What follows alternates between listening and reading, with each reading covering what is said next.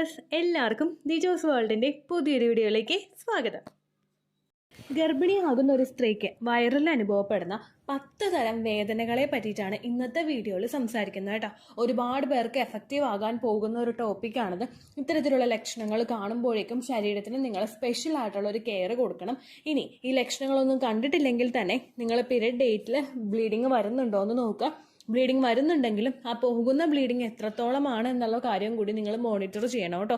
ഒരുപാട് പേര് ചാനലിൽ ചെറുതായിട്ട് ബ്ലീഡിങ് കണ്ടതിന് ശേഷം പ്രഗ്നൻസി ടെസ്റ്റ് ചെയ്ത് നോക്കിയപ്പോൾ പോസിറ്റീവ് ആയി എന്നുള്ള കാര്യം ഷെയർ ചെയ്യുന്നുണ്ട്. അതുകൊണ്ടാണ് ഇങ്ങനെയുള്ള കാര്യം ഈ വീഡിയോയിൽ ഷെയർ ചെയ്തത് കേട്ടോ. അപ്പോൾ ഉണ്ടാകുന്ന വേദനകൾ എന്തൊക്കെയാണെന്ന് നമുക്ക് നോക്കാം. വീഡിയോ നമുക്ക് സ്റ്റാർട്ട് ചെയ്യാം. ഈ ഓരോ വേദനകളും പ്രഗ്നന്റ് ആയിട്ടുള്ള ഒരു സ്ത്രീക്ക് വളരെ വേഗത്തിൽ തന്നെ ഉണ്ടാകുന്നവയാണ്. കാരണം ഇംപ്ലാന്റേഷൻ നടക്കുന്ന സമയത്ത് നമ്മുടെ യൂട്രസ് അതുവരെ ഒരു കംഫർട്ടബിൾ ആയിട്ടുള്ള ഒരു പൊസിഷനിൽ നിന്നതിന് ശേഷം പ്രഗ്നന്റ് ആകുന്ന സമയത്ത് എംബ്രിയോ അറ്റാച്ച് ആകുമ്പോഴേക്കും യൂട്രസ് വലുതാവാനായിട്ട് തുടങ്ങുന്നു, അതിൽ മാറ്റങ്ങൾ സംഭവിച്ചു തുടങ്ങുന്നു, ഇംപ്ലാന്റേഷൻ നടക്കുന്നു. ഇങ്ങനെയൊക്കെ വരുമ്പോഴേക്കും ഒരുപാട് ചേഞ്ചസ് ശരീരത്തിൽ ഉണ്ടാവാറുണ്ട്. അതുകൊണ്ട് തന്നെ ഏറ്റവും കൂടുതൽ മാറ്റങ്ങൾ ഉണ്ടാകുന്ന ഒരു ശരീരഭാഗത്തിലെ ഏറ്റവും ആദ്യത്തെ പൊസിഷനിൽ നിൽക്കുന്നത് നമ്മുടെ യൂട്രസ് ആണ്. അതുപോലെ തന്നെ ഈ വ്യത്യാസങ്ങൾ ഉണ്ടാകുന്ന ഒരു ശരീരഭാഗം നമ്മുടെ വയറിന്റെ ഭാഗത്തുണ്ടാകുന്ന വേദനകളും അസ്വസ്ഥതകളാണ് കേട്ടോ. അപ്പൊ അതിൽ ഓരോന്നായിട്ട് നമുക്ക് നോക്കാം. ഏറ്റവും ആദ്യത്തേതെന്ന് പറയുന്നത്, നിങ്ങൾ കമിഴ്ന്ന് കിടക്കാനായിട്ട് ഇഷ്ടപ്പെടുന്ന ഒരാളാണെങ്കിൽ ഇംപ്ലാന്റേഷൻ കഴിഞ്ഞതിന് ശേഷമുള്ള ദിവസങ്ങളിൽ നിങ്ങൾക്ക് കമിഴ്ന്ന് കിടക്കാനായിട്ട് ബുദ്ധിമുട്ട് അനുഭവപ്പെടും. കുഞ്ഞ് സ്ഥിതി ചെയ്യുന്നത് ഒരുപാട് ലെയറുകൾക്ക് അകത്താണെങ്കിൽ കൂടി തന്നെ നമ്മൾ കമിഴ്ന്ന് കിടക്കുന്ന സമയത്ത് ഒരു ഹെവിനെസ് വയറിൽ നിങ്ങൾക്ക് ഫീൽ ചെയ്യാനായിട്ട് തുടങ്ങും. ഇംപ്ലാന്റേഷൻ കഴിഞ്ഞ് പിറ്റേ ദിവസം തന്നെ നിങ്ങൾക്ക് ഇത് ഉണ്ടാവില്ല കേട്ടോ. എന്നാലും പീരീഡ്സ് അടുക്കുന്നതിന് മുൻപുള്ള ദിവസങ്ങളിൽ നിങ്ങൾക്ക് ഈ ഒരു ഹെവിനെസ് ഫീൽ ചെയ്യും. കാരണം നമ്മൾ ഒരുപാട് പ്രഷറിലാണ് താഴേക്ക് കമിഴ്ന്ന് കിടക്കുന്നത്.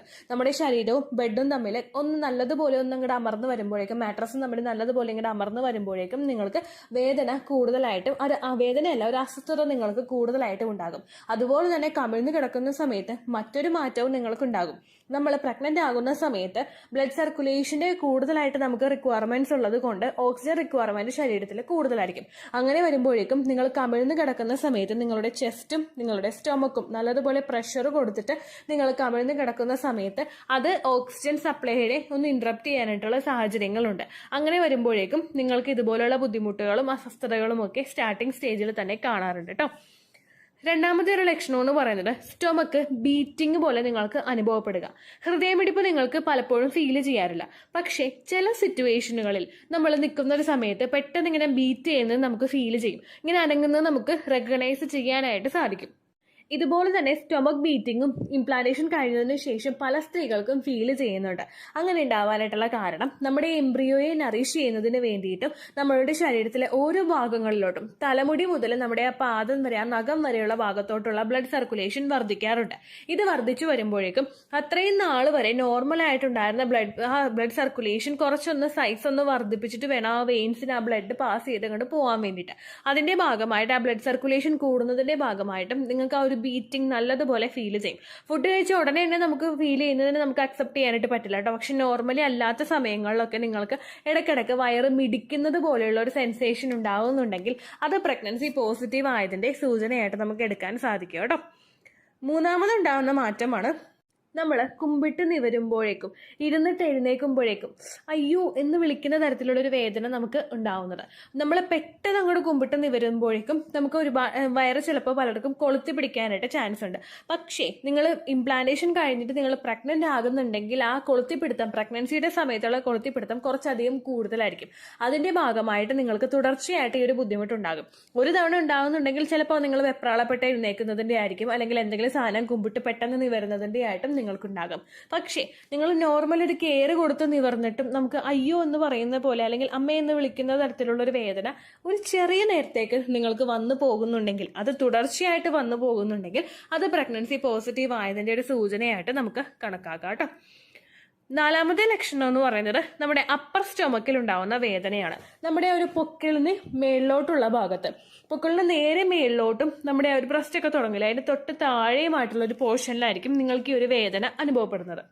ഇംപ്ലാന്റേഷൻ നടന്നു കഴിയുമ്പോഴേക്കും ഡൈജഷൻ ഒന്ന് സ്ലോ ആകുന്നതിന്റെ ഭാഗമായിട്ട് നിങ്ങൾക്ക് വയറിൽ അസ്വസ്ഥതകളും വേദനകളും ഒക്കെ ഉണ്ടാകും. വയറിലൊന്ന് കുത്തുന്നത് പോലുള്ളൊരു വേദന കുറച്ച് നേരത്തേക്കൊന്ന് ഷാർപ്പായിട്ട് നിൽക്കും. ചിലർക്ക് 5 മിനിറ്റ് വരെയൊക്കെ ലാസ്റ്റ് ചെയ്യും. അതായത് ഭയങ്കരമായിട്ട് ഇങ്ങനെ കുത്തി വരുന്നത് പോലുള്ളൊരു വേദന വന്നിട്ട് കുറച്ച് കഴിയുമ്പോൾ ആ വേദന പോകും. പിന്നെയും അതുപോലെ തന്നെ ഷാർപ്പായിട്ടൊരു വേദന വന്നിട്ട് കുറച്ച് കഴിയുമ്പോൾ ആ വേദന മാറിപ്പോകും. അങ്ങനെയുള്ള ടൈപ്പ് വേദന നിങ്ങളുടെ അപ്പർ സ്റ്റൊമക്കിൽ പൊക്കിളിന് മേലിലുള്ള ഭാഗത്തും നിങ്ങൾക്ക് ഫീൽ ചെയ്യാനായിട്ട് ചാൻസ് ഉണ്ട് കേട്ടോ. അടുത്തൊരു ബുദ്ധിമുട്ടെന്ന് പറയുന്നത് നമുക്ക് ലൂസ് മോഷൻ ഉണ്ടാകുമ്പോഴേക്കും വയറിലൊരു അസ്വസ്ഥത ഉണ്ടാവില്ല. ലൂസ് മോഷൻ എന്ന് പറയുന്നത് നമുക്ക് വയറിളകി പോവുക. അങ്ങനെ പോകുന്ന സമയത്ത് വയറിൽ നമുക്കൊരു അസ്വസ്ഥതയും ബുദ്ധിമുട്ടും ഉണ്ടാകും. ആ ഒരു ഭയങ്കര ഒരു നമ്മൾ ഓക്കെ അല്ല അങ്ങനെയുള്ള ഒരു ഫീലിംഗ് നമുക്ക് വയറിലുണ്ടാകും. ഇംപ്ലാന്റേഷൻ കഴിഞ്ഞതിന് ശേഷം പല സ്ത്രീകൾക്കും ഇൻക്ലൂഡിങ് മീ ഉണ്ടായ ഒരു പ്രഗ്നൻസി ലക്ഷണമാണ് കേട്ടത്.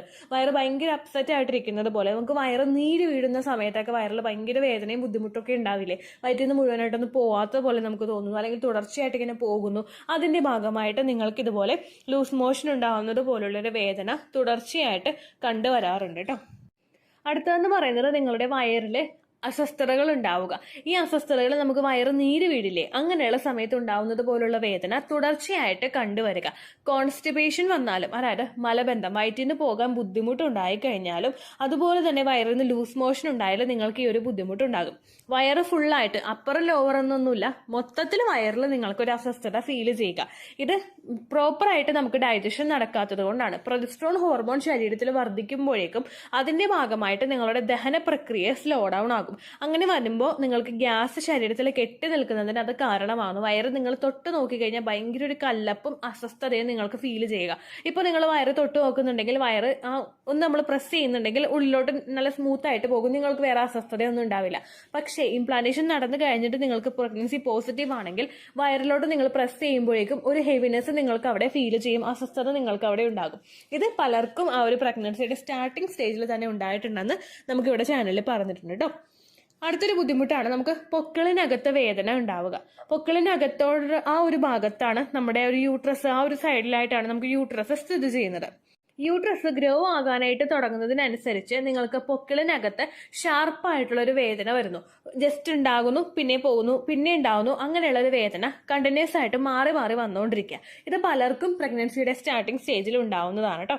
അടുത്തത് നമ്മൾ എല്ലാവരും പറയുന്ന ഇംപ്ലാന്റേഷൻ നടക്കുന്ന സമയത്തുണ്ടാകുന്ന 3 ടൈപ്പ് വേദനകളാണ്. ഒന്ന്, കുത്തുന്നത് പോലെയുള്ളൊരു വേദന നമുക്കുണ്ടാവുക. ഇത് നമുക്കുണ്ടാവുന്നത് നമ്മുടെ പൊക്കിളിന് താഴെയുള്ള ഭാഗത്തായിരിക്കും. ചിലപ്പോൾ നേരെ താഴെയുള്ള ഭാഗത്തോ അല്ലെങ്കിൽ ലെഫ്റ്റ് സൈഡിലോ അല്ലെങ്കിൽ റൈറ്റ് സൈഡിലോ ആയിരിക്കും നമുക്ക് ഉണ്ടാവുന്നത്. രണ്ടാമതായിട്ട് ഉണ്ടാവുന്നത് ഏറ്റവും കൂടുതൽ കോമൺ ആയിട്ടുള്ള കൊളുത്തി വലിക്കുന്നത് പോലുള്ള വേദന. മൂന്നാമതായിട്ട് ഉണ്ടാവുന്നത് വലിഞ്ഞു മുറുകുന്നത് പോലുള്ള ഒരു വേദന. നമുക്ക് ഫീൽ ചെയ്യാം, ആ ഒരു സ്ട്രെച്ച് ആവുന്നുണ്ട്, നമ്മുടെ സ്കിൻ ഒന്ന് സ്ട്രെച്ച് ആകുന്നത് പോലെ വേദന ഇങ്ങനെ വലിഞ്ഞു പോകുന്നത് പോലുള്ള ഒരു വേദന നിങ്ങൾക്ക് വരിക. അതുപോലെ തന്നെ കൊളുത്തിപ്പിടുത്തം നമുക്ക് ഇടക്കിടക്ക് ഫീൽ ചെയ്യുന്നുണ്ടല്ലോ, അതുപോലെ കൊളുത്തി വലിക്കുന്നത് പോലുള്ളൊരു വേദനയെ നിങ്ങൾക്ക് തുടർച്ചയായിട്ട് ഫീൽ ചെയ്തുകൊണ്ടിരിക്കും. ഇംപ്ലാന്റേഷൻ സമയത്ത് ഒരുപാട് പേർക്ക് ഉണ്ടായിട്ടുള്ള ഏറ്റവും കോമൺ ആയിട്ടുള്ള ഏറ്റവും വേഗത്തിലുണ്ടാവുന്ന പ്രഗ്നൻസി ലക്ഷണമാണ് ഇത്. ബാക്കിയുള്ള സ്റ്റൊമക് പെയിൻ ഒക്കെ ചിലപ്പോൾ നിങ്ങൾക്ക് ഇംപ്ലാന്റേഷൻ കഴിഞ്ഞ് കുറച്ചൊക്കെ കഴിയുമ്പോഴായിരിക്കും ഫീൽ ചെയ്യുന്നത്. പക്ഷെ ഞാൻ ഈ ലാസ്റ്റ് പറഞ്ഞ ആ 3 ലക്ഷണങ്ങളും നിങ്ങൾക്ക് ഇംപ്ലാന്റേഷൻ നടക്കുന്ന അതേ സമയത്ത് തന്നെ ഫീൽ ചെയ്യുന്ന ലക്ഷണങ്ങളാണ്. എന്തുകൊണ്ടാണെന്ന് വെച്ച് കഴിഞ്ഞാൽ ഇംപ്ലാന്റേഷൻ നടക്കുമ്പോൾ നിങ്ങളുടെ ഫസ്റ്റ് പ്രഗ്നൻസി ആണതെങ്കിൽ നമ്മുടെ മസിൽസും അതുപോലെ ലിഗമെന്റ്സും ഒക്കെ നല്ലതുപോലെ ജോയിൻ ആയിട്ടായിരിക്കും ഇരിക്കുന്നത്. അത് എക്സ്പാൻഡ് ആവാനായിട്ട് തുടങ്ങുന്നതിനനുസരിച്ച് യൂട്രസ് എക്സ്പാൻഡ് ആകുമ്പോഴേക്കും അതിന് ചുറ്റുമുള്ള അവയവങ്ങളും വലിയാനായിട്ടും ആ ഒരു സ്ഥിതിയായിട്ട് പൊരുത്തപ്പെടാനായിട്ട് ശ്രമിക്കും. ഇങ്ങനെ ഒരു വലിച്ചിൽ അവിടെ വരുന്നതിന്റെ ഭാഗമായിട്ട് നിങ്ങൾക്ക് ഷാർപ്പായിട്ടുള്ള വേദനകൾ അവിടെ ഫീൽ ചെയ്യാം. അതുപോലെ തന്നെ ഇംപ്ലാന്റേഷൻ നടക്കുന്നത് നമ്മുടെ ആ ഒരു എൻഡോമെട്രിയൽ ലൈനിങ്ങിൽ എത്തി സെപ്പറേറ്റ് അതിന് പറ്റുന്ന ഒരു എൻവയോൺമെന്റ് കണ്ടുപിടിച്ചിട്ട് അവിടുത്തെ ടിഷ്യൂസ് ഒക്കെ ഒന്ന് റിമൂവ് ചെയ്തിട്ടാണ് എംബ്രിയോ അവിടെ ഇംപ്ലാന്റ് ആവുന്നത്. ഈ ഇംപ്ലാന്റ് ആവുന്ന സമയത്ത് അവിടുത്തെ ടിഷ്യൂസിനെ റിമൂവ് ചെയ്യുന്നതും അങ്ങനെയുള്ളതിന്റെയൊക്കെ ഭാഗമായിട്ടും നിങ്ങൾക്ക് ഇതുപോലുള്ള വേദനകൾ ഷാർപ്പായിട്ട് വന്നു പോകാനായിട്ട് ചാൻസ് ഉണ്ട്. പിന്നെ ഞാൻ ഈ പറഞ്ഞ ഓരോ വേദനയും നിങ്ങൾക്ക് കണ്ടിന്യൂസ് ആയിട്ട് ഒരുപാട് നേരങ്ങളിൽ നിൽക്കുന്നതായിരിക്കില്ല. കുറച്ച് നേരം ഉണ്ടാകും, വരും, പോകും. പക്ഷെ ഞാൻ ഈ പറഞ്ഞ വയറിൽ അസ്വസ്ഥത എന്ന് പറഞ്ഞല്ലോ, അത് ചിലപ്പോൾ നിങ്ങൾക്ക് ഒരുപാട് നേരം നീണ്ടു നിൽക്കാനായിട്ട് ചാൻസ് ഉണ്ട്. അതല്ലാത്ത ടൈപ്പ് വേദനകളൊക്കെ നിങ്ങൾക്ക് കുറച്ച് നേരം ഉണ്ടാകും, വരും, പോകും, അങ്ങനെയുള്ളതായിരിക്കും. ഒന്നും സിവിയർ ആയിട്ടുള്ള വേദന ആയിരിക്കില്ല. അതായത് നിങ്ങൾക്ക് സഹിക്കാൻ പറ്റാത്ത തരത്തിലുള്ളതോ അല്ലെങ്കിൽ ഇമ്മീഡിയറ്റ്ലി ഡോക്ടറെ കാണാൻ പറ്റുന്നത് അത്രയും ഒരു സിറ്റുവേഷനിലോട്ട് കൊണ്ടുവന്ന് എത്തിക്കുന്നതോ ആയിട്ടുള്ള വേദന ആയിരിക്കില്ല ഇതിനൊക്കെ ഉണ്ടാവുന്നത് കേട്ടോ. അപ്പോൾ ഇങ്ങനെയുള്ള ബുദ്ധിമുട്ടുകളൊക്കെ വന്നു കഴിഞ്ഞാൽ നിങ്ങൾ പെയിൻ കില്ലറോ മറ്റുള്ള മെഡിസിൻസോ ഒക്കെ എടുക്കുന്നത് കുറയ്ക്കുക എന്നല്ല, എടുക്കാനായിട്ട് പാടില്ല. ഇംപ്ലാന്റേഷൻ നടക്കുന്ന സമയത്ത് പെയിൻ കില്ലേഴ്സ് എടുക്കുന്നത് നിങ്ങളുടെ ബ്രെയിനും റീപ്രൊഡക്റ്റീവ് ഓർഗൻസും തമ്മിലുള്ള ബന്ധം വിച്ഛേദിച്ചു പോകുന്നതിന് കാരണമാകുന്നു.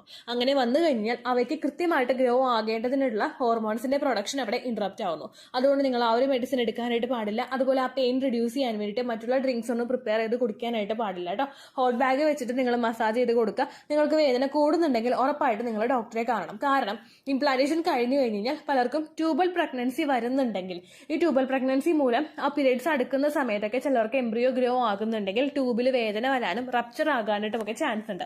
അതുകൊണ്ട് സിവിയർ ആയിട്ടുള്ള വേദന വരുന്നുണ്ടെങ്കിൽ ഓവുലേഷൻ കഴിഞ്ഞിട്ട് നിങ്ങൾ ടെസ്റ്റ് ചെയ്തിട്ടില്ലെങ്കിൽ കൂടി തന്നെ ഉടനെ ഡോക്ടറെ കാണാനായിട്ട് ശ്രദ്ധിക്കുക കേട്ടോ. ഇത്രയേ ഉള്ളൂ വീഡിയോ. യൂസ്ഫുൾ ആയി കാണുമെന്ന് വിശ്വസിക്കുന്നു. യൂസ്ഫുൾ ആവുന്നുണ്ടെങ്കിൽ ലൈക്ക് ചെയ്യുക, ഫ്രണ്ട്സിനൊക്കെ ഷെയർ ചെയ്ത് കൊടുക്കുക കേട്ടോ. എന്തെങ്കിലും സംശയം ഉണ്ടെങ്കിൽ നിങ്ങൾ കമൻസിൽ ചോദിക്കുക. പണ്ടത്തെ വീഡിയോയ്ക്ക് കമൻസ് ഇടുന്നവർക്ക് റിപ്ലൈ ലഭിക്കുന്നില്ലെങ്കിൽ ലേറ്റസ്റ്റ് ആയിട്ട് ഞാൻ ഏത് വീഡിയോ ആണ് അപ്ലോഡ് ചെയ്യുന്നത് അതിന് താഴെ കമന്റ് ഒന്ന് കോപ്പി പേസ്റ്റ് ചെയ്യാനായിട്ട് ശ്രദ്ധിക്കുക കേട്ടോ. അതുപോലെ ഓവുലേഷൻ ഡേറ്റ് കാൽക്കുലേറ്റ് ചെയ്ത് തരാനായിട്ട് റിക്വസ്റ്റ് ചെയ്യുന്ന ആളുകൾ എത്രയാണോ സൈക്കിൾ ലെങ്ത് അത് മെൻഷൻ ചെയ്യാനായിട്ട് ശ്രദ്ധിക്കുക. സൈക്കിൾ ലെങ്ത് എന്നതുകൊണ്ട് ഉദ്ദേശിച്ചത് ഓരോ മാസവും എത്ര ദിവസം കൂടുമ്പോഴാണോ ബ്ലീഡിങ് വരുന്നത് അതാണ് സൈക്കിൾ ലെങ്ത്. കഴിഞ്ഞ മാസം ഒരു 8-ാം തീയതിയാണ് ബ്ലീഡിങ് ആയതെങ്കിൽ ഈ മാസം 6-ാം തീയതിയാണ് ബ്ലീഡിങ് ആയതെങ്കിൽ കഴിഞ്ഞ മാസം 8-ാം തീയതി മുതൽ ഈ മാസം 6-ാം തീയതി വരെ എത്ര ദിവസമുണ്ടോ അത് കാലണ്ടറിൽ എണ്ണി തിട്ടപ്പെടുന്നതാണ് നിങ്ങളുടെ സൈക്കിൾ ലെങ്ത്. സൈക്കിൾ ലെങ്ത് നമ്മൾ കൃത്യമായിട്ട് കാൽക്കുലേറ്റ് ചെയ്യുകയാണെങ്കിൽ ഓവുലേഷൻ ഡേറ്റ് എളുപ്പത്തിൽ കണ്ടുപിടിക്കാൻ വേണ്ടിയിട്ട് ഒരുപാട് ആപ്ലിക്കേഷൻസും ഒരുപാട് ഓൺലൈൻ ആയിട്ടുള്ള വെബ്സൈറ്റുകളും ഇന്ന് നമുക്ക് അവൈലബിൾ ആണ്. പ്ലേ സ്റ്റോറിൽ പോയിട്ട് ഓൺലൈൻ ഓവുലേഷൻ ട്രാക്കർ എന്ന് ടൈപ്പ് ചെയ്ത് കഴിഞ്ഞാൽ നിങ്ങൾക്ക് അതുമായിട്ട് ബന്ധപ്പെട്ടിട്ടുള്ള ആപ്ലിക്കേഷൻസ് കിട്ടും. അത് പറ്റുന്നില്ല എങ്കിൽ ഗൂഗിളിൽ പോയിട്ട് ഓൺലൈൻ ഓവുലേഷൻ കാൽക്കുലേറ്റർ എന്ന് ടൈപ്പ് ചെയ്ത് കഴിഞ്ഞാൽ അതുമായിട്ട് ബന്ധപ്പെട്ടിട്ടുള്ള വെബ്സൈറ്റുകൾ നിങ്ങൾക്ക് കിട്ടും. അതിൽ നിങ്ങളുടെ ലാസ്റ്റ് മന്തിലെ മെൻസ്ട്രേഷൻ്റെ ഡേറ്റും ഒപ്പം ഞാൻ ഈ പറഞ്ഞ രീതിക്ക് നിങ്ങൾ കാൽക്കുലേറ്റ് ചെയ്യുന്ന സൈക്കിൾ ലെങ്ത്തും എൻ്റർ ചെയ്ത് കൊടുക്കുകയാണെങ്കിൽ നിങ്ങൾക്ക് കൃത്യമായിട്ട് ഓവുലേഷൻ ഡേറ്റ് കണ്ടുപിടിക്കാനായിട്ട് സാധിക്കും. ഫെർട്ടൈൽ ടൈം പീരീഡും നിങ്ങൾക്ക് കിട്ടും. അതായത് എത്ര ദിവസം മുതൽ കോൺടാക്ട് ചെയ്ത് തുടങ്ങിക്കഴിഞ്ഞാൽ നിങ്ങൾ പ്രഗ്നൻ്റ് ആകും എന്നുള്ളൊരു ഡേറ്റും നിങ്ങൾക്ക് പ്രോപ്പറായിട്ട് കിട്ടും കേട്ടോ. ഇത് കാൽക്കുലേറ്റ് ചെയ്യുന്ന സമയത്ത് സൈക്കിൾ ലെങ്ത് കാൽക്കുലേറ്റ് ചെയ്യുന്ന സമയത്ത് നിങ്ങളുടെ ആ ഒരു കലണ്ടറിൽ നോക്കി തന്നെ നിങ്ങൾ കാൽക്കുലേറ്റ് ചെയ്യുക. പല മാസങ്ങളിലും 30-31 ദിവസമുണ്ട്. അതുകൊണ്ടാണ് അങ്ങനെ പറഞ്ഞത്. ഒപ്പം നിങ്ങൾക്ക് ബ്ലീഡിങ് തുടങ്ങിയ ദിവസത്തിന് വേണം നിങ്ങൾ ഡേ 1 ആയിട്ട് എടുക്കാൻ വേണ്ടിയിട്ട്. സ്പോട്ടിങ് തുടങ്ങിയ ദിവസത്തിനെ അതായത് ചെറുതായിട്ട് ഡിസ്ചാർജ് പോയി തുടങ്ങിയ ദിവസത്തിനെ നിങ്ങൾ കൺസിഡർ ചെയ്യേണ്ട ആവശ്യം ഇല്ല കേട്ടോ. അപ്പോൾ ഇത്രയേ ഉള്ളൂ വീഡിയോ. അടുത്തൊരു വീഡിയോ ആയിട്ട് നമുക്ക് വീണ്ടും കാണാം. ബൈ.